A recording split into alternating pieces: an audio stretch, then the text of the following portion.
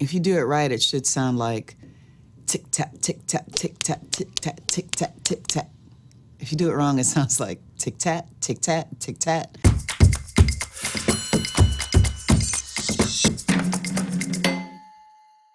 The jump rope is such a simple object. It can be made out of rope, a clothesline, twine. It has like a twirl on it.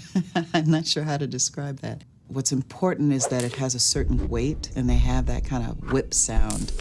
It's not clear what the origin of the jump rope is. There's some evidence that it began in ancient Egypt, Phoenicia, and then it most likely traveled to North America with Dutch settlers.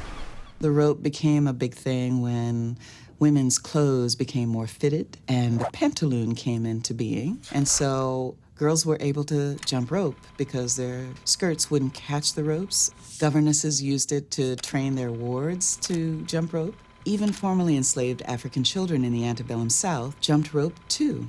In the 1950s, in Harlem, Bronx, Brooklyn, Queens, you could see on the sidewalk lots of girls playing with ropes. Sometimes they would take two ropes and turn them as a single rope together, but you could separate them and turn them in like an egg beater on each other. The skipping rope was like a steady timeline, tick, tick, tick, tick, upon which you can add rhymes and rhythms and chants. Those ropes created a space where we were able to contribute to something that was far greater than the neighborhood.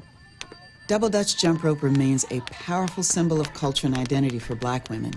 Back from the 1950s to the 1970s, girls weren't supposed to play sports. Boys played baseball, basketball, and football, and girls weren't allowed. Lots changed, but in that era, girls would rule the playground. They'd make sure that boys weren't a part of that. It's their space. It's a girl power space. It's where they get to shine.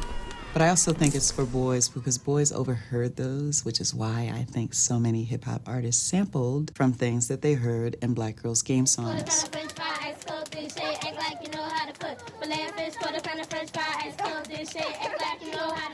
Why Country Grammar by Nelly became a Grammy Award-winning single was because people already knew, we're going down, down, baby, your street in a Range Rover. That's the beginning of Down, Down, Baby, Down, Down the Roller Coaster. Sweet, sweet baby, I'll never let you go. All people who grew up in any Black urban community would know that music. And so it was a ready-made hit.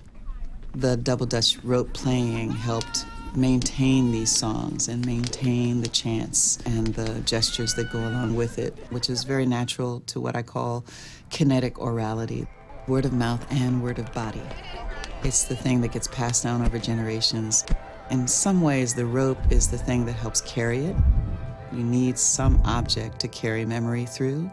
So a jump rope, you can use it for all different kinds of things. It crosses cultures. And I think it lasted because people need to move. And I think sometimes the simplest objects can make the most creative uses.